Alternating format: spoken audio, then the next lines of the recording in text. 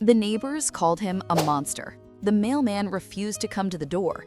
And when a 130-pound Cane Corso started growling at every stranger who came near this baby girl, everyone told this family to get rid of him before something terrible happened. But what they didn't understand was that every single thing this dog did was for one reason, and the moment they finally saw it, nobody ever called him dangerous again. The first complaint came on a Tuesday. The second one came 3 days later.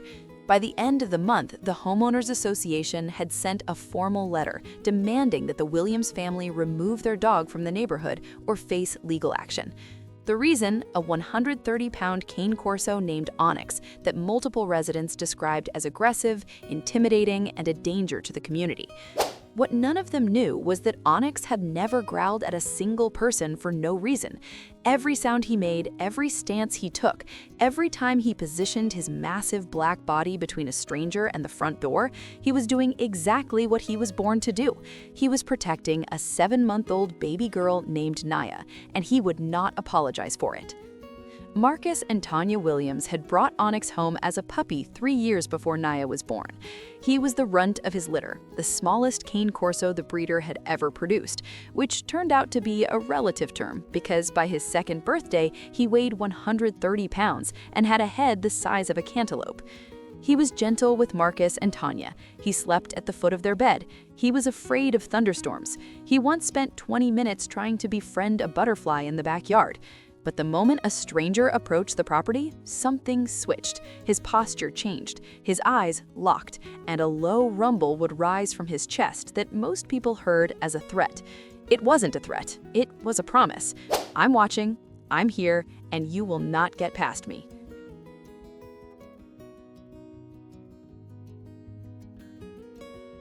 Here is something most people don't understand about Cane Corsos. They don't bark at everything. They don't snap without reason. They assess, they calculate, they decide what is a threat and what isn't, and they are almost never wrong. Researchers have found that guardian breeds like the Cane Corso can detect changes in human body language that most people miss entirely. A clenched jaw, a shifted weight, a hand that moves too fast. They see what we don't. When Tanya became pregnant with Naya, something shifted in Onyx. He started sleeping outside their bedroom door instead of inside.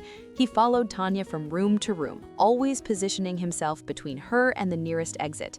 Marcus joked that Onyx had become a bodyguard, but Tanya noticed it wasn't a joke. He was preparing. The day they brought Naya home from the hospital, Onyx didn't rush the car seat. He didn't bark. He walked over slowly, lowered his massive head, and inhaled one long, deep breath against the blanket covering her. Then he looked up at Tanya with eyes that seemed to say, "I understand. She's mine too." From that moment, Onyx became Naya's shadow. Where she went, he went. When she slept, he lay beside the crib with his back to her, facing the door. When she cried at 2 a.m., Onyx was at the nursery door before Tanya's feet touched the floor. I see you're still here but haven't subscribed yet. That honestly breaks my heart a little. We pour everything into these stories. Hit that subscribe button. You'll want to see what happens next. But the neighborhood didn't see a protector. They saw a monster. The mail carrier stopped coming to the door after Onyx stood behind the screen and growled when he reached for the mailbox. A neighbor's teenager ran home crying after Onyx barked when she leaned over the fence to look at the baby.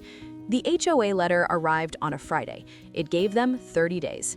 Marcus was ready to fight. Tanya was ready to move, but neither of them was ready to give up Onyx. They don't know him, Tanya told Marcus. They see the size, they hear the sound. They don't see what we see.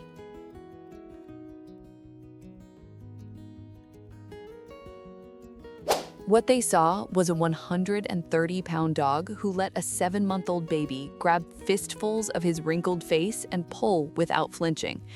A dog who carried his toy giraffe to Naya's blanket every single morning, like a gift he'd been waiting all night to deliver. A dog who adjusted his entire body when Naya leaned against him on the couch so she wouldn't slide off. And a dog who, when Naya cried, would press his forehead against hers and hold perfectly still until she stopped.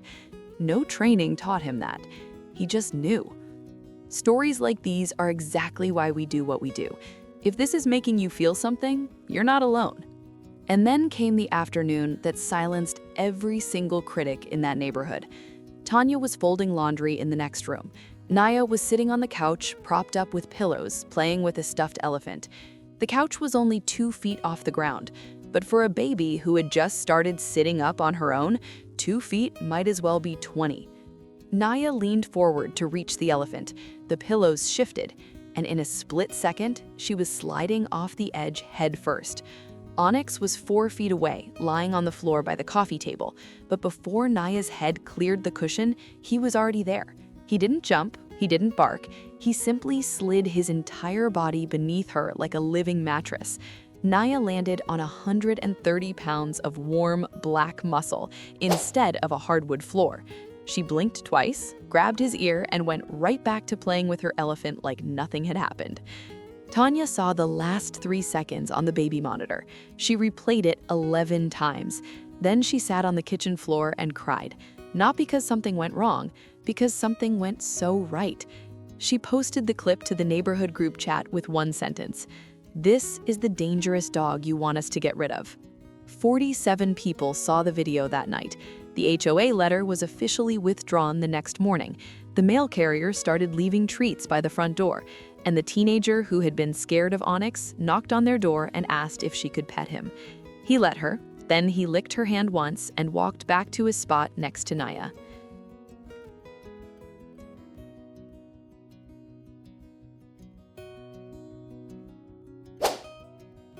Today, Naya is 18 months old. Onyx is 4. They are completely inseparable. Every morning starts the same way. Onyx checking her crib, Naya reaching through the bars to touch his nose before she even opens her eyes fully.